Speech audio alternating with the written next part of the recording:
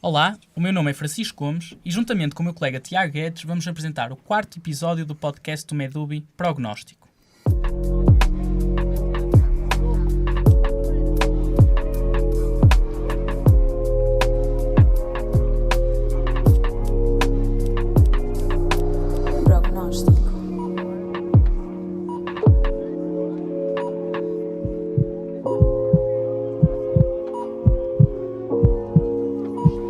Uma das maiores preocupações de qualquer estudante de medicina quando acaba o curso é poder entrar na especialidade que sempre desejou.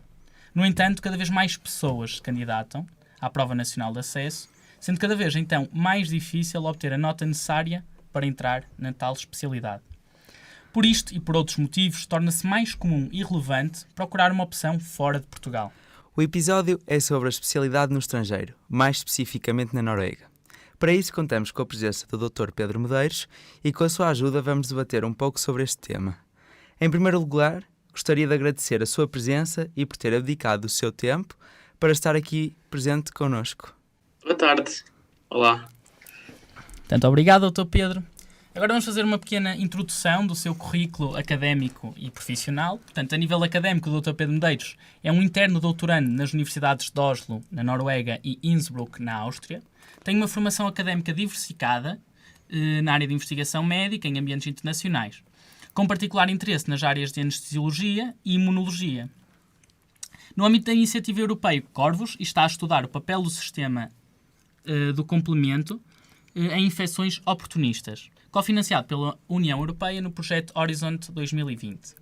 Licenciou-se em Medicina pela Universidade de Lisboa em 2019, após quase 2 anos completos no estrangeiro, com o 5º ano completo na Universidade Livre de Bruxelas, através do programa Erasmus+, e posteriormente vários estágios clínicos na Europa, nomeadamente em Radiologia Clínica em Friburgo, Suíça, correto, Dr. Pedro? Portanto, Sim. no projeto SCOPE, Erasmus Training em Ginecologia, Obstetrícia e Medicina Interna, em Kuopio, na Finlândia, ou Kuopio, é isso mesmo. Free Mover de Pediatria em Manchester, no Reino Unido, Cirurgia em Pádua, na Itália, e Oncologia Médica em Genebra, na Suíça. Desde o início, motivado para a investigação no exterior, colaborou em vários projetos, como por exemplo, podemos falar aqui do seu projeto na Bélgica, o SCORE, em Diabetes e Cirurgia Experimental, na Áustria, SCORE em Oncologia Básica e vários outros países. Em Portugal, também apresentou os resultados em conferências internacionais de estudantes de medicina, como o AIMS e ES Meetings, recebendo um prémio de melhor póster. O Dr. Pedro fala fluentemente português, inglês, francês, italiano e norueguês. É verdade, Dr. Pedro? Sim.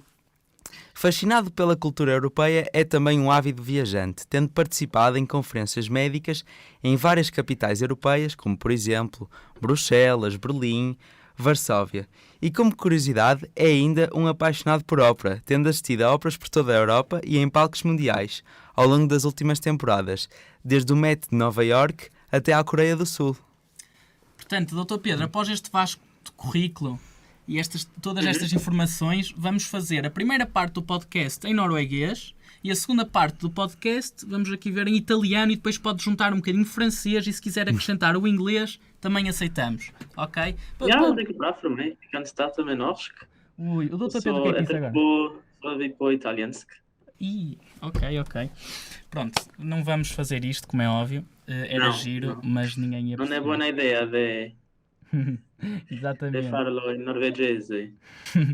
Portanto, Dr. Pedro, vamos aqui começar a questioná-lo. Vamos fazer a primeira pergunta. O que é que motivou o Dr. Pedro a procurar a alternativa de tirar a especialidade no estrangeiro? Sim, portanto, como vocês falaram na introdução, um dos pontos de viragem no meu currículo foi exatamente quando eu fui de Erasmus, no 5º ano. E até essa altura eu tinha estado 2 verões, uma vez fui fazer um intercâmbio científico, outra vez fui fazer intercâmbio clínico e já tinha ficado com essa curiosidade de estudar para o estrangeiro durante um período de tempo mais prolongado. E foi, portanto, quando eu fui no princípio do 5º ano, em 2017, para Bruxelas que eu posso dizer que foi mesmo um ponto de viragem na minha vida e que abriu um bocadinho essa perspectiva, porque a forma como a pergunta está colocada, que é como é que nós procuramos uma especialidade no estrangeiro, ou como é que eu tive esse interesse em procurar uma especialidade no estrangeiro, é porque a partir do momento em que eu tivesse a oportunidade de estar no estrangeiro durante um período de tempo mais prolongado, perde-se um bocadinho a noção do que é uma viagem de ida e o que é uma viagem de volta, quando é que eu estou em casa e quando é que eu estou no estrangeiro. Ou seja, se eu agora for a Portugal, será que isso é uma viagem de regresso a casa? Ou será que é uma viagem de ida e eu regresso quando eu voltar aqui? E é exatamente aí que se dilui um bocadinho essa noção de fronteiras, que é, se eu estou no estrangeiro, há sempre, depois a pergunta de follow-up é sempre, então e algum dia para voltar? Mas é porque a minha perspectiva sobre isso é que a partir do momento em que eu saí de Portugal, de facto, eu senti-me em casa. E é exatamente por me sentir em casa que eu não me sinto como um imigrante. E é aí que eu respondo à pergunta, que sendo que ao não ver as fronteiras como no sentido estrito, ou seja, de eu não ter imigrado para outro país para procurar trabalho, ou seja, que eu considero, pelo menos dentro do espaço europeu, que me sinto em casa, é sempre algo positivo e uma oportunidade de adquirir experiências em culturas diferentes. E foi exatamente por isso que me aliciou a procurar e eventualmente conseguir esta vaga na Noruega. Doutor Pedro, só aqui uma questão. Não chegou então a fazer a PNA? Nem ponderou isso? Não, porque a PNA, na altura que foi em novembro de 2019, e eu nessa altura estava no Japão a fazer um intercâmbio científico, exatamente no mês da PNA. Por isso, eu na altura já tinha decidido que não queria ficar em Portugal, porque até, como sabem, nos últimos anos tem-se tornado cada vez mais difícil encontrar uma vaga que nos interesse, e às vezes até encontrar uma vaga, e eu já tinha tomado essa decisão que não me ia sujeitar à PNA, porque era preciso pagar, e porque era preciso despender muitos meses, muitas horas de estudo, e que não era aquilo, eu não me sentia concretizado. Se fizesse a PNA, independentemente da nota que tivesse, e não me sentia concretizado em escolher uma vaga em Portugal. Exatamente por isso, eu na altura decidi que não ia fazer a PNA, e estava no estrangeiro até quando a PNA decorreu, e depois foi em 2020, no princípio de 2020, que fiz a entrevista e que fiquei, depois vim a saber que fiquei colocado no estrangeiro. E, Dr. Pedro, o que é que o levou a escolher a Noruega? Isso é uma história engraçada, porque eu, na altura, quando estava em Bruxelas, no quinto ano, nós começamos a escolher, porque no sexto ano nós temos a oportunidade de fazer estágios no estrangeiro, e eu, na altura, acabei por fazer praticamente todos os estágios fora, e eu queria fazer o estágio de ginecologia obstetrícia, que era o primeiro que eu ia ter em setembro de 2018, eu queria fazer em Trondheim, na Noruega. E então comecei a aprender norueguês em Bruxelas. Eles têm as embaixadas dos países todos, porque têm a União Europeia, e na embaixada da Noruega eles ofereciam cursos gratuitos de norueguês. O que foi uma oportunidade única, porque tinha uma professora norueguesa, que era também a responsável da área cultural da embaixada da Noruega. Então não era só os cursos de norueguês, às vezes havia filme, ou a Semana do Cinema Norueguês, ou da culinária norueguesa, havia sempre, todos os meses havia sempre um evento. Então nós tínhamos os cursos noruegueses, que eram todas as semanas, e depois de vez em quando atendíamos esses eventos. E na altura eu candidatei-me, a Universidade de Lisboa tem 2 vagas de convênio com a Universidade da NTNU, que é a Norwegian Technology University de Trondheim, e houve 3 candidatos e fiquei em terceiro, porque a língua não era critério, portanto, eram as notas do curso, e então as minhas 2 colegas ficaram com a vaga e eu não fiquei. E então depois eu queria qualquer coisa na Escandinávia, mas não queria na Suécia, porque a Suécia não é um país que me agrada muito. Mandei para a Dinamarca, mandei para a Islândia e mandei para a Finlândia, candidaturas para esse estágio. E, portanto, parece que é muito, mas se vocês forem ver as universidades todas, os países que eu disse, são umas 8 ou 9, não são assim tantas. E das 9 candidaturas que eu mandei, recebi uma resposta positiva. Foi em Kuopio. E se vocês forem ver no mapa, é mais ou menos a mesma latitude de Trondheim, que é no meio, portanto, Kuopio é no meio da Finlândia, meio caminho do Cabo Norte, e Trondheim também fica a meio caminho. E então, em vez de ir parar à Noruega, eu já tinha aprendido norueguês, fui parar à Finlândia.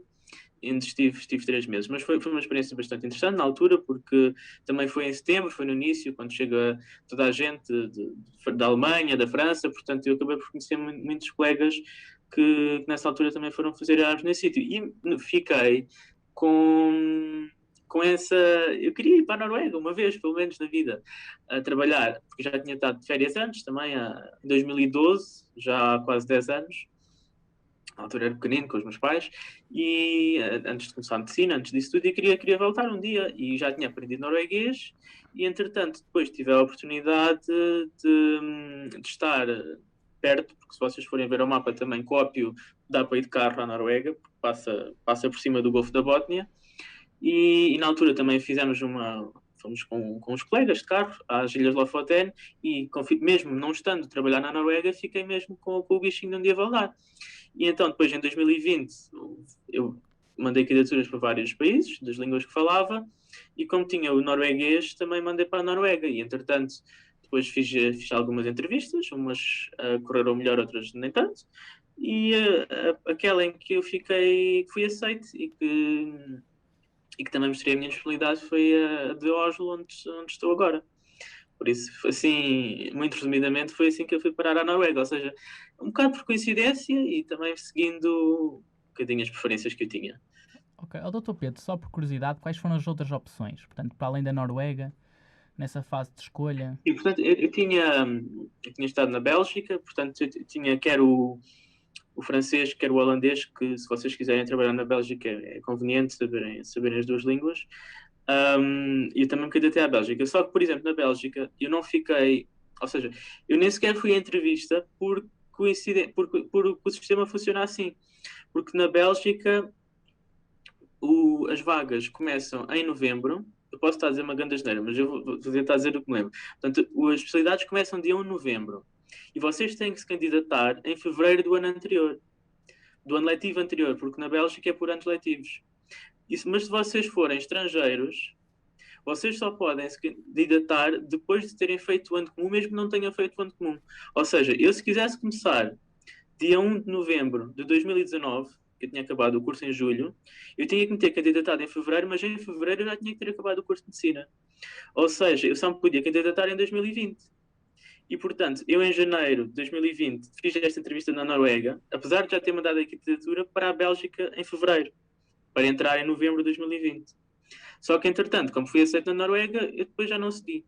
Portanto, isso foi a Bélgica. E o outro, que também mandei várias, foi na Suíça, onde eu também tinha feito os estágios e que também tem um sistema mais aberto, porque, por exemplo, a França e mesmo a Alemanha é através de um exame nacional ou estatal e que envolve mais... vocês têm que pagar e têm que ir lá fazer o exame e têm que estudar para o exame. Ou seja, estes países, Bélgica, Suíça, Noruega, Dinamarca também, ou seja, como não têm exame nacional, vocês candidatam especificamente à vaga que querem, ou seja, não existe tanto esforço especificamente, ou seja, para que vocês ficarem ou não ficarem colocados. E na Suíça, também estava a fazer o estágio, o último do 6º ano, portanto eu estive na Suíça em maio e em junho e julho de 2019.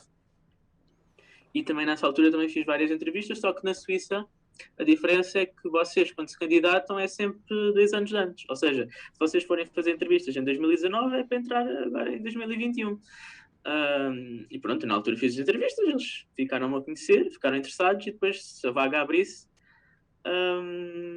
eu podia ou não ter sido chamado outra vez. E, portanto, os países que eu me candidatei, assim, muito genericamente foram estes. E se calhar acabei por ficar na Noruega porque foram mais rápidos, que o sistema funciona mais rápido e que nas circunstâncias que eu estava, se calhar foi aquele que aconteceu primeiro, mas acho que na vida é sempre assim, nós temos muito que é coincidência e outro que é sorte. Claro. Pronto, e sou feliz com o que fiquei. Dr. Pedro, aproveitando essa deixa, diga então o que é que teve que fazer e quando é que começou a organizar-se para ir para a Noruega? Sim, portanto, vocês têm, como acho que já ficou óbvio até agora, vocês têm que saber falar norueguês. Para se candidatarem, não precisam ter já até eles nem são muito exigentes, eles pedem o B2, mas o sistema deles só começa no A2, portanto é o Trin3, que é o nível 3. Ou seja, eles têm norueguês nível 1, nível 2 e nível 3, que equivale a A2, B1 e B2. E eles, para vocês serem aceitos, têm que ter o nível 3, que é o P2, no nível europeu. E, portanto, depois, além disso, têm que ter também têm que mandar os vossos certificados, têm que pagar, são cerca de quase 2.000 ou 3.000 coroas, mas o valor muda todos os anos, para fazer esse reconhecimento mesmo, que não fiquem colocados. Doutor Pedro, quanto é que é em euros? Só por... Sim, em euros é mais ou menos 250, 350 euros. Isso também depende, na altura era mais. Agora, desde março do ano passado, a norueguesa, infelizmente, portanto, por exemplo, o salário, desde o ano passado, por exemplo, em março, eu ganhei mais do que este ano sem os impostos, mas por causa da conversão, eu este ano estou a ganhar mais. Ou seja, estou a ganhar menos em coroas norueguesas, porque no primeiro ano nós pagamos menos impostos, mas em euros dá mais, porque a coroa norueguesa do ano passado para este ano valorizou 10%. Okay. E a coroa norueguesa, por acaso, nisso é muito variável, e se nós vamos comparar em euros, do mês para o outro muda muito, mais 10%, menos 10%, nessa ordem de grandeza. Tem que pagar para reconhecer os diplomas, tem que ter, ou seja, partindo do princípio que são portugueses, apesar da Noruega não fazer parte da União Europeia, como está na zona económica, eles normalmente reconhecem o vosso certificado, mas mesmo assim tem que fazer a candidatura, que chama-se o NOKUT, que é uma agência do governo que faz esse tipo de reconhecimento, mas que em princípio é automático, mas eles dizem sempre que é analisado caso a caso. Mas que em princípio, se forem da União Europeia, eles dizem que sim. Têm que pagar, e depois muitas vezes perguntam, então, e temos que fazer o ano comum lá, ou temos que fazer em Portugal? Pronto, eles não querem saber se vocês fizeram o ano comum ou se não fizeram. Se fizeram, pronto, conta como experiência, e depois na entrevista isso é sempre valorizado. Mas vocês na Noruega têm, qualquer pessoa, norueguesa ou não, tem sempre que fazer, eles chamam-lhe o turnus, que é 1 ano e meio, são 6 meses de medicina interna, 6 meses de cirurgia geral e 6 meses de medicina geral familiar. E esse ano e meio, que é o equivalente ao ano comum, tem sempre que fazer depois para ter essa equivalência. Que é o que está a fazer agora? E depois... Ou o que fez? E depois foi o seguinte, portanto, eu fui aceito para essa posição, que era para começar em março, e só que, como vocês sabem, em março de 2020 aconteceu o Covid, e portanto, aqui também volta um bocadinho outras vezes as coincidências da vida, que é, portanto, eu estou associado ao Departamento de Anestesiologia da Universidade de Oslo, e eles exigem que vocês estejam registados no Volksregisteret, ou seja, têm que estar registados como residentes da Noruega, depois de ter o contrato de trabalho. E o problema, pronto, na altura fui para Oslo, e ao fim de 10 dias, eu tinha marcação para o dia 12 de março de 2020. E no dia 11 de março de 2020, eles fecharam o sistema para fazer esse tipo de inscrições e de registros. E, portanto, a partir do dia 12 de março ficou tudo fechado e passou tudo a ser online. E então, desde essa altura nunca mais abriu. Portanto, neste momento, só está na Noruega quem já estava antes de 12 de março de 2020. E então surgiu a oportunidade de eu manter essa vaga e, ao mesmo tempo, começar um projeto de doutoramento, porque exatamente havia esta bolsa europeia que estava a financiar projetos de investigação. E no caso da anestesiologia, que na Noruega, portanto, são 4 anos e meio, como o ano comum é 1 ano e meio, no total são 6 anos. E desses 4 anos e meio, há um que pode ser de investigação. E é esse ano que eu estou a fazer agora. E, portanto, como estou a fazer doutoramento são 3, um deles conta para a especialidade, e os outros 2, depois fico com o PhD, que não tem nada a ver com o internato. Mas quando eu retomar a parte clínica, que espero que até 2023 que seja aberta outra vez, em princípio, a partir de setembro deste ano já disseram que em princípio vão abrir outra vez o sistema, e aí vou retomar, e como já estou integrado no serviço, depois tenho que fazer é o ano comum. Portanto, é os 6 anos, os 6 meses de cada uma das especialidades, e depois dos 4 anos e meio, que é um de investigação, e depois dos outros 3 e meio tem que ser pelo menos 1 e meio em hospital distrital ou periférico. Portanto, eu no serviço em que estou, no Hospital de Oslo, vou estar no máximo 2 anos. Ok. E o resto é sempre noutras instituições. Doutor Pedro, diga-me só uma coisa. Quando é que começou então a organizar as coisas? Portanto, já me disse o que é que fez, mas quando é que começou? Foi no 6º ano? Mas é assim, no 5º para a Noruega, vocês têm que aprender a língua, portanto, para aprender a língua, pelo menos 1 ou 2 anos antes, Claro. pelo menos pensar que a língua existe e saber se há cursos, onde é que os cursos existem. Agora há muita facilidade em ter cursos online, até os cursos que eles têm na Noruega neste momento, eles oferecem para qualquer sítio do mundo. E isso pelo menos com um ano e meio de antecedência para começar a aprender a língua. Depois a parte burocrática mais formal. A Noruega, por acaso, é dos países mais rápidos e funciona melhor. Portanto, se calhar de 3 a 6 meses antes de vocês quererem a vaga, ou seja, eles abrem sempre as vagas, se calhar 3 meses antes da data de emprego. Mas quando eles abrem, vocês já têm que ter tudo preparado. Por isso, diria 6 meses, que foi no meu caso também, foi 5, 6 meses. Mas noutros países é diferente, tem outros calendários, por isso é sempre... Sim, claro, neste momento só da Noruega. E doutor Pedro, diga uma coisa, onde é que pesquisou, isto aqui para dar a cana de pesca a quem quiser pescar o peixe? Sim. Infelizmente, se calhar, o que eu posso dizer é que, por experiência própria, muita da informação que está na internet não está traduzida, está em norueguês. E também, isto é um ponto importante que eu me esqueci de dizer há bocado. Vocês, para trabalhar na Noruega, têm que ter uma língua escandinava. Ou seja, vocês podem até falar sueco ou dinamarquês, que essa língua é reconhecida nos 3 países. Ou seja, vocês já ao aprenderem norueguês, ou dinamarquês, ou o que for, ou sueco, vocês depois podem se candidatar quer à Dinamarca, quer à Suécia, quer à Noruega. Porque, apesar das línguas não serem exatamente iguais, eles consideram que são inteligíveis, e até na Noruega é muito comum haver tarefeiros suecos e tarefeiros dinamarqueses. E mesmo agora com o Covid, com as fronteiras fechadas, eles vêm fazer 3 dias, se calhar ganham mais do que num mês na Dinamarca ou na Suécia, porque os tarefeiros também são muito bem pagos. Portanto, sim, qualquer uma das línguas dá para os 3 países.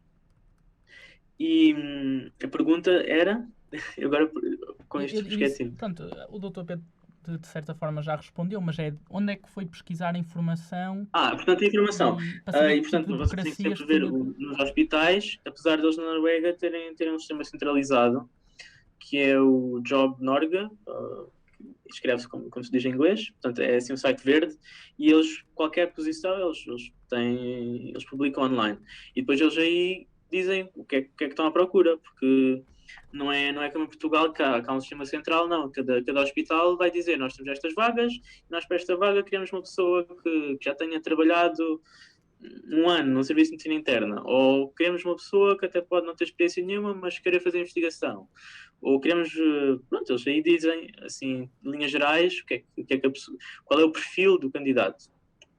E vocês têm que ver qual é o perfil do candidato que vocês se querem adequar e tentar um bocadinho ver o vosso currículo se aproxima, o que é que poderão fazer para que se aproxime mais, e depois eventualmente entrar em contacto, porque muitas das vezes neste tipo, porque às vezes há muita essa ideia preconcebida que dizem, em Portugal se fosse assim, então era tudo por cunhas, e depois eles só contratavam as pessoas que conheciam.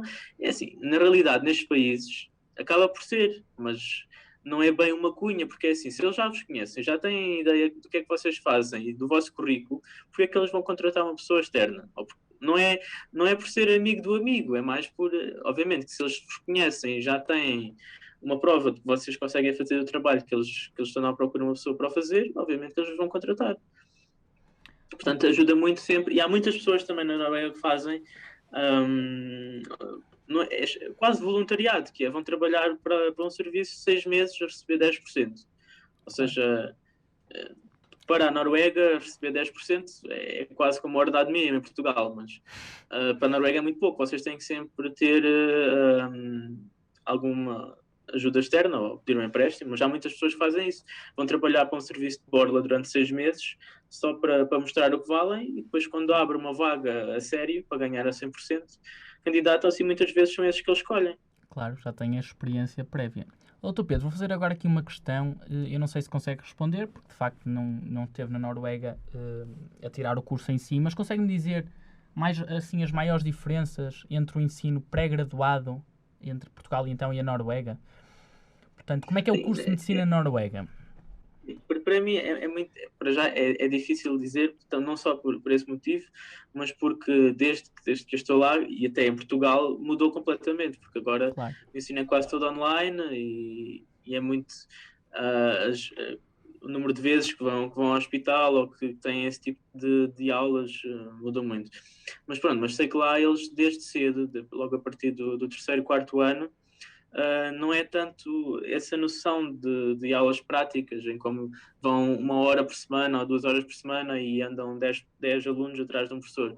É mais, vocês têm 1 mês ou 2 meses em que têm um estágio e quando estão nesse estágio, vocês são quase responsáveis por tudo o que têm que fazer. Ou seja, se não souberem fazer, a primeira vez eles vão atrás de vocês e se tiver alguma dúvida, vocês perguntam e à segunda já têm que saber fazer tudo sozinhos. Ou seja, é muito mais profissionalizante e ganha muito mais independência mais rapidamente. Na Noruega não há muito essa tradição de andar a entrevistar doentes, de escrever histórias clínicas, é muito mais aprender a fazer atos práticos e muito mais à base de simulação também, que eles também têm um centro de simulação onde os alunos têm mais essas práticas. E pronto, e agora tudo o que é ensino teórico é praticamente tudo online. E eles têm também uma prova de acesso do curso para a especialidade ou também é à base da Não, entrevista? não há prova de acesso. Não há prova de acesso e também há países, por exemplo, como a Suíça, em que têm uma prova para terminar o curso e também não há. Eles têm a nível da universidade e depois a nota com que saem, muitas das vezes a nota também não interessa muito. É como em Portugal também, mas depois não há exame. E agora para falarmos assim um bocadinho mais sobre a Noruega, como é que é o sistema de saúde do país da Noruega? O sistema de saúde da Noruega é parecido a Portugal, no sentido em que eles têm acesso muitos dos serviços são financiados pelo Estado. Se calhar uma das grandes diferenças que há entre Portugal e Noruega é que na Noruega praticamente não há hospitais privados. Eu, por exemplo, a partir do momento em que eu estou no sistema norueguês, eu no dia zero recebo uma carta em casa a dizer qual é o meu médico de família. Ou seja, é automático nesse sentido em que todos têm médico de família. E a partir daí, tudo o que vocês precisam, eles têm mesmo, já antes do Covid, isso eu já tinha, acho que em Portugal agora também começou a haver, mas há muito videoconsulta ou por telefone, os impostos são muito altos, portanto eles contam quase em euros, cerca de 300 a 400 euros por ano para o sistema de saúde e depois do que eles usarem até um determinado plafond está incluído. E depois a partir desse valor tem que ser a própria pessoa a pagar. Mas é muito raro haver tudo o que seja seguros de saúde ou hospitais privados. É muito raro. E Dr. Pedro, como é que é então a especialidade de anestesiologia na Noruega? Portanto, a especialidade de anestesiologia, vocês têm que sempre fazer o turnos, que é o tal ano e meio. E depois, no caso da anestesiologia, vocês têm que sempre fazer vários estágios. Tem que sempre fazer pelo menos 6 meses de investigação, mas pode ser até 1 ano e meio, que é a parte em que eu estou agora, e depois também tem de fazer estágios na área da dor e na área dos cuidados intensivos, e no máximo dos 6 anos tem que ter pelo menos 2 anos num hospital central e 2 anos num hospital periférico. Ou seja, eles têm dividido a nível 1, nível 2, nível 3 e vocês têm que ter estágios quer no nível 1, quer no nível 3 e por isso muitas das vezes os 6 anos acabam por ser... os internos na Noruega todos os anos mudam de casa praticamente. Têm que andar... às vezes já são até 12 horas de carro, ou seja, têm que ir de avião de uns sítios para os outros onde estão a fazer os estágios. É muito normal todos os anos terem que mudar de casa, ou seja, não estão sempre no mesmo sítio e na anestesiologia em particular, porque têm que fazer estas valências todas e não é fácil encontrar tudo no mesmo sítio. Doutor Pedro, vou fazer uma pergunta tabu. E se não puder responder, não responda, não há problema. Mas quanto é que recebe um especialista formado já em anestesiologia na Noruega? Tenho uma noção. Portanto, depois da especialidade? Sim, depois da especialidade. Anestesiologista, em euros. Em euros por mês? Ok, sim. em euros por mês depois dos impostos, ou antes dos impostos, porque na Noruega são 45% mais ou menos. Vamos de colocar impostos. depois dos impostos. Depois dos impostos. Ou seja, aquilo que ele recebe na conta bancária, ao fim dos 6 anos, por volta de 7.000 euros por mês.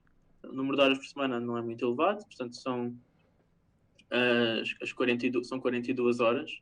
O horário normal que nós fazemos é das 7 às 3. E quando é das 7 às 3 quer dizer que às 3h30 já só estão lá os que vão fazer a noite. Às 3h30 no inverno já é de noite. Mas quando começa às 7 quer dizer que às 6h55 já estão lá todos. Ou seja, é válido nos dois sentidos. Ou seja, começa às 7 e acaba às 3. Não é, às vezes em Portugal também, por exemplo, é das 8 às 4, mas se calhar às 5 ainda está lá muita gente. E também, se calhar às 9 ainda não chegou ninguém. Pois, se calhar às 9 também não chegou ninguém. Portanto, eles nisso são muito mais cumpridores nos dois sentidos. E depois, o salário, quando vocês forem ver as posições, eles mencionam praticamente sempre o salário em coroas norueguesas por ano. O que no caso do interno é mais ou menos 1 milhão de coroas norueguesas por ano. Ou seja, vocês têm que sempre converter para euros e depois aquilo são 12 meses, não, porque às vezes em Portugal acho que é 13 ou 14, portanto são sempre 12 meses, o subsídio de férias é sempre à parte e desse valor é sempre mais ou menos 30% a 40% para impostos, porque eles descontam para a reforma, para a caixa. São vários descontos que eles têm. Até subsídio de gravidez nós temos que pagar mesmo sendo homens. Então um interno quanto é que recebe? Em euros. Portanto, o interno é na volta dos 4.500 euros no fim de tirar esses valores todos. Ok. E o custo? É bastante elevado comparado com... Mas como eu estava a dizer, se vocês forem... Às vezes eles aceitam esse tipo de estudantes voluntários, podem trabalhar para um serviço e nesse que eu estava a dizer que é 10%, é mais ou menos 400, 500 euros por mês que eles pagam de estagiário. Muito bem. E só aqui uma curiosidade também, e o custo de vida na Noruega é muito mais elevado que em Portugal? Sim, por exemplo, de renda da casa por mês, eu estou a pagar 11.500 coroas, que é mais ou menos 1.150 euros por mês. Só da casa. Em Oslo? Em Oslo. Um T1. Porque eles aqui contam sempre mais um, porque eles chamam-lhe T2, mas é um T1. Porque eles chamam-lhe um apartamento com 2 quartos, mas um apartamento, eles contam a sala como se fosse um quarto. Portanto, é um T1. Sim. E em Oslo, se vocês partilharem casa, é mais ou menos 600, 700 euros, partilhado com 3. Casa sozinho, a partir de 1.000 euros por mês. Depois, por exemplo, o passo dos transportes é 85 euros por mês. O almoço na cantina do hospital entre 8 e 12 euros por refeição. As garrafas de água são muito caras. Vocês forem comprar uma garrafa de água, para já é difícil encontrar as garrafas pequenas, porque eles só vendem as grandes, mas uma garrafa de água, qualquer que seja o tamanho, é no mínimo 3 euros. Mas dos 3 euros, eles devolvem 50 cêntimos se vocês depois levarem a garrafa vazia. Ou seja, é mais cara a garrafa vazia na Noruega do que a garrafa cheia em Portugal. Doutor Pedro, por acaso, quando eu estive na Noruega e questionei lá no supermercado onde é que havia garrafas de água, porque aquela maior parte das garrafas que eu encontrava era água com gás, eles disseram, olha, beba a água da torneira que é boa, não precisa de comprar. Foi este o conselho que me deram. Achei... É muito difícil encontrar garrafa, às vezes é preciso para levar ou para levar para algum sítio, mas é muito difícil encontrar garrafas de água. E eles agora também é muito à base de compras online, e então, mesmo encomendando, é muito difícil, eles nunca têm estoque. As garrafas de água só as grandes, sim. Eles levam as compras a casa? Quase como se fosse uma encomenda? Sim, mas isso em Portugal também tem. Também existe, apesar de demorar uma semana. Em Portugal já há muitos anos. Lá o mas agora, por causa do Covid, e agora aquilo é engraçado porque aquilo vem, a gente escolhe a que hora do dia quer receber a encomenda. E depois o preço varia. E depois às vezes há umas horas que aparece aqui uma estrelinha, quer dizer que há um vizinho que já encomendou à mesma hora que nós. E a essa hora custa 0. Portanto, se nós já encomendarmos à mesma hora com um vizinho, eles vão entregar de borla e tudo à casa. mas compras mais ou menos 100 euros por semana em compras de comida e consumíveis. Portanto, tudo junto. Mas quase ninguém usa carro. Os carros é um perigo, porque aqui os carros é tudo carros elétricos. Então, às vezes, a gente vai passar a curva e não se ouve nada, porque os carros, à primeira vez, fazia muita confusão. Porque os carros aparecem do meio do... Às vezes, em Portugal, quando vê um carro, nós ouvimos, porque o motor faz barulho. Mas na Noruega, não. É tudo silencioso. Sabe, eles são conhecidos por exportar petróleo. Os carros deles, quase nenhum, é quase tudo elétrico. Portanto, é muito silencioso. E é um perigo para quem não está habituado, que às vezes os carros aparecem sem fazer barulho nenhum. E já agora, Dr. Pedro, como é que vai para o hospital? Vai... Sim, eu moro perto, moro a cerca de 1 quilómetro.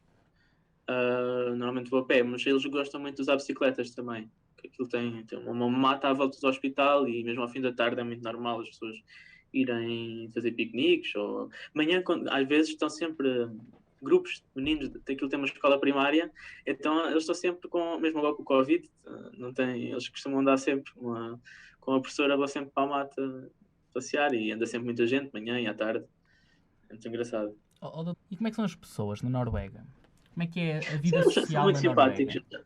Eu já sou sempre muita piada quando os estrangeiros falam norueguês, porque também presumo que para eles nós tínhamos sotaque, imaginem, pessoas imigrantes em Portugal, pois falam português, pois lá também é assim que eles nos ouvem. Eles já são sempre muita piada e quando nós falamos em norueguês, eles são sempre muito abertos e muito simpáticos, mas em geral, os noruegueses são pessoas frias, ou seja, se eles forem na rua, eles não vos vão cumprimentar, ou na paragem de autocarro não vos vão perguntar o tempo. E uma coisa que eu, por acaso, quando vocês aqui vão às compras, é um silêncio, não? Ou seja, as pessoas não vão. Também igual com o Covid, as pessoas não estão todas mascaradas, mas não, ou seja, eles não andam, não são tão sociais no sentido, não fazem tanto alarido ou não são tão abertos uns com os outros em público, mas do resto são pessoas muito simpáticas. Por curiosidade, antes do Covid, os bares estavam abertos até que horas? Porque a ideia que eu tenho da Noruega é que a noite acabava bastante cedo. Sim, isso no verão nota-se bastante, porque no verão, tanto em Oslo, agora, tanto o sol, chamar pôr-se é um bocadinho exagero, mas o pôr do sol é mais ou menos à meia-noite. E depois nasce às 2 da manhã. Ou seja, às 9 da noite, que é quando os restaurantes fecham, ainda é dia. Ou seja, os restaurantes fecham de dia e depois continua ainda a ser de dia, apesar das pessoas. É proibido, não é bem proibido, mas não é bonito beber na rua. Mas as pessoas mesmo vão para os bares e estão nas planadas, e os bares fecham durante o dia, porque é de dia até a meia-noite. E então no norte da Noruega, em que é mesmo 24 horas de sol, eles aí nem ligam se é de dia, se não é, porque aquilo quando chega a hora no relógio eles fecham e abrem, porque não há essa referência externa, mas é muito engraçado. Agora no verão, durante a noite, à 1, 2 da manhã, o sol não está no céu, mas pronto, tem luminosidade fora. Já é claro. E depois no inverno é o contrário. No inverno é muito chique, porque nós vamos para o trabalho de noite e depois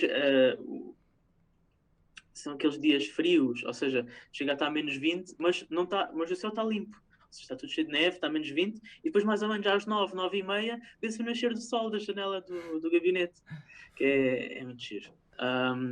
E depois já às 3 põe-se o sol em Oslo. Isso 2, destabiliza os ritmos circadianos de qualquer um, não é? Agora no verão. Tem de fechar a Sim, janela. no verão é sempre dia. Pois, para fazer caminhadas é fantástico. A gente podemos fazer uma caminhada à meia-noite, que ainda é dia. Ou seja, porque no inverno às vezes é aquela preocupação. Temos que ir cedo porque depois vai ficar de noite e depois já não se vê no meio do mato. Não, no verão é à vontade, porque nunca vai ser de noite. Podemos começar às horas que quisermos. Pois, é isso. Espetáculo. É. E Dr. Pedro, então quais é que são as vantagens e as desvantagens entre trabalhar na Noruega e Portugal? Sim, é assim, antes do Covid, se calhar havia um bocadinho a noção de que havia a oportunidade de ir a casa, se calhar 3 em 3 ou de 6 em 6 meses, que agora não tem sido tão possível, mas pelo menos 2 vezes por ano eu tenho tentado ir. Mas porque às vezes há essa noção que Noruega e Portugal é muito longe, apesar de haver os voos diretos, e continua a ser bastante fácil, agora também com as tecnologias, manter em contacto com amigos e familiares. há sempre esse problema da distância. Mas, de resto, eles aqui são pessoas muito simpáticas e têm muita disponibilidade e é muito fácil até de conhecer outras pessoas, porque no curso norueguês fiquei a conhecer várias outras pessoas também emigrar para a Noruega, e mesmo no serviço também tem outros colegas estrangeiros, e há sempre, principalmente agora no verão, que possa ser permitido, há sempre atividades depois das horas de trabalho, e é sempre muito agradável de desfrutar esses momentos. E agora no verão que há várias atividades, churrascos e passeios de barco, e há sempre alguém no serviço que organiza quase todas as semanas, e é muito giro. Doutor Pedro, consegue então comparar a qualidade de vida, assim tendo em conta todos os aspectos que já disse, em Portugal e na Noruega? Sim, eu acho que é muito melhor, é assim, porque para já estou a viver sozinho, e se calhar há colegas que são internos em Portugal e que ainda o ordenado se calhar não permite, ou que não é uma opção na vida deles. Mas ter a própria casa, e para já isso é uma das grandes diferenças.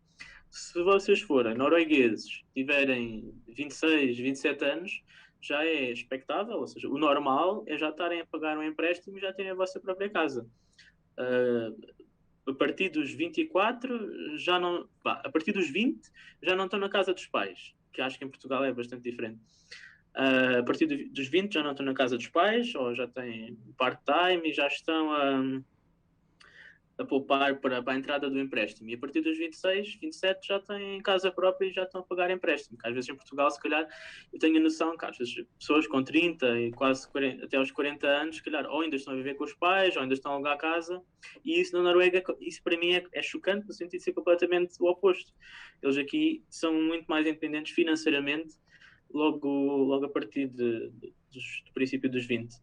E isto reflete-se na qualidade de vida, obviamente. Eles têm a possibilidade de fazer o que quiserem, e a qualidade de vida é muito boa. A qualidade do ar também é muito menos poluído, porque as cidades são mais pequenas. Por exemplo, Oslo, assim, a área metropolitana não, mas pronto, a cidade mesmo são 300, 400 mil pessoas, e é a maior cidade da Noruega, que os suecos e os dinamarqueses chamam que é uma aldeia, mesmo a capital, que não é das maiores cidades da Escandinávia, é a capital do país, e há muitas áreas verdes e muita natureza, e acho que sim, a qualidade de vida é muito melhor que em Portugal, até porque pronto, as pessoas estão mais dispersas geograficamente e há mais possibilidade de atividades ao ar livre. Doutor Pedro, por falar em Covid, eu lembro-me de falar consigo na altura para pedir a sua participação no podcast, e o doutor Pedro disse-me que na Noruega, não em Oslo, mas na periferia e nas outras cidades da Noruega, as pessoas ainda nem usavam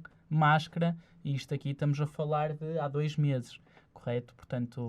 Sim, o uso de máscara na Noruega já nunca foi obrigatório, nunca chegou a ser obrigatório, nem é obrigatório agora. Nos transportes públicos, eu diria cerca de metade das pessoas usam máscara.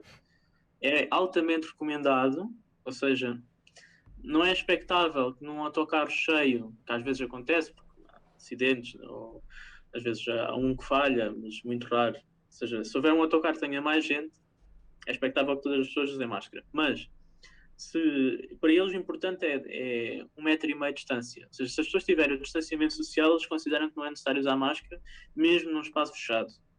Nunca lhes passaria pela cabeça limitar que as pessoas pudessem sair de uma determinada região ou entrar numa determinada região, como agora em Lisboa. Exato. Porque a filosofia norueguesa, a mentalidade norueguesa é que as pessoas são livres de fazer o que quiserem, e isso seria impor uma limitação demasiado grande à liberdade das pessoas. Ou seja, e mesmo eles não proíbem as pessoas de sair da Noruega. Eles podem pôr limitações à reentrada na Noruega, mas à saída as pessoas são livres de fazer. Não deixa de ser um país que no dia de hoje está com 72 casos diários. Portanto... Sim, eles sempre estiveram muito baixos. E é engraçado, porque se vocês forem ver as notícias na Noruega, eu recebo as push notifications no telemóvel, e às vezes há notícias que, por exemplo, em Bergen, que é a segunda maior cidade, isto é notícia. 2 pessoas foram infectadas com Covid. Doutor Pedro, diga-me agora uma coisa, vamos passar a Portugal e à sua perspectiva. relativamente, portanto, ao futuro do SNS em Portugal. Portanto, o que é que acha? Consegue apontar assim umas falhas? O que é que acha? Sim, do sistema, agora tendo uma perspectiva mais abrangente, já que esteve em vários sítios e praticou medicina nesses sítios, portanto, o que é que acha do sistema? Sim, um dos grandes problemas em Portugal é a dificuldade em captar profissionais no Serviço Nacional de Saúde, ou seja, as pessoas façam aquilo que lhes é oferecido, ou seja, horas de trabalho, salário, se calhar aquilo que é expectável que façam pelas condições que lhes dão, é muito baixo comparativamente às alternativas que têm, até durante o internato, entre fazer em Portugal e fazer no estrangeiro, e depois do internato, entre ficar no Serviço Nacional de Saúde ou passar para o privado. E eu acho que esse é um dos problemas que tem de ser resolvido, mas que obviamente que é preciso dinheiro, é preciso investimento, e que é muito complicado tentar arranjar formas justas e equitativas de captar os profissionais. E eu acho, pelo menos para mim, aquilo que era oferecido, na altura em que eu tive de fazer essa escolha, não era aquilo que eu queria para a minha vida e, portanto, tomei outras alternativas. E, por isso, nesse sentido, eu acho que era uma das grandes prioridades que devia ser tida para o Serviço Nacional de Saúde. Mas, do ponto de vista do utilizador, ou seja, do ponto de vista dos doentes, eu acho que está ao nível dos melhores no mundo, e acho que as pessoas têm acesso e relativamente rápido a algum tipo de ajuda. Se bem que em Portugal as pessoas recorrem muito às vezes por situações que podiam ser resolvidas à distância ou se calhar com uma consulta menos especializada e que às vezes também entope o sistema e que também falta muito também a literacia em saúde por parte dos doentes, que se calhar em países como a Noruega eles têm mais essa facilidade. Claro, olha, Dr. Pedro, diga uma coisa, então tenciona perante isto voltar a Portugal algum dia? Sim, é assim, essa pergunta é sempre para nós perspectivarmos o que é que vai ser a nossa vida daqui a 3, 5 anos. E eu neste momento acho que é muito difícil tentar fazer uma opção dessas, mas estando feliz no sítio onde estou, eu acho que só iria mudar ou voltar, não chama a voltar para trás, mas se calhar por pensar outra fase da minha vida em Portugal, se as coisas tinham mudado muito. Muito bem. Mas há sempre muita pressão por parte dos familiares, ou seja, os familiares estão sempre a perguntar, então, quando é que voltas? E isso agora é só 3 anos, e depois acabou, e depois vens para Portugal, e depois são 5, e depois há sempre muita pressão, mas nós temos de escolher onde estamos mais felizes, e acho que essa é a parte mais importante. E se calhar daqui, quando acabar a especialidade, pode valorizar outras coisas que neste momento não valoriza. Sim, isso também é uma coisa importante, às vezes surgem ligações na vida que nós não estamos à espera e é muito isso que é surpresa, que é o dia-a-dia que nos traz. E às vezes há muitas pessoas que tomam essas decisões porque encontraram alguém ou porque... Ok, Dr. Pedro, estamos a chegar ao final. Eu não sei se há mais alguma coisa que queira partilhar relativamente à sua experiência. Não, queria agradecer o convite ao Francisco e ao Tiago. Foi uma excelente oportunidade para estarmos aqui a conversar este bocadinho e obviamente que estou disponível se alguém futuramente tiver dúvidas como é que se processa ou alguma ajuda em algum passo em especial do processo, que estou disponível obviamente para esclarecer algum dos ouvintes. Ok, se quiserem então, aqui, pegando nesta sugestão do Dr. Pedro, podem contactar o MEDUB, o Departamento de Mobilidade, e depois tentaremos entrar em contacto com o Dr. Pedro para fazer aqui uma triagem e depois o Dr. Pedro poderá esclarecer a dúvida. Ok, portanto, gostaria mais uma vez de agradecer a presença do Dr. Pedro, ter aceito este convite. Eu adorei a conversa, acho que ficou um podcast bastante construtivo, não é? Portanto, e gostaria também de agradecer a todos os ouvintes que vão estar a ouvir este podcast e espero que tenham gostado. Sigam o prognóstico e ativem as notificações para não perderem mais nada. Obrigado e até uma próxima.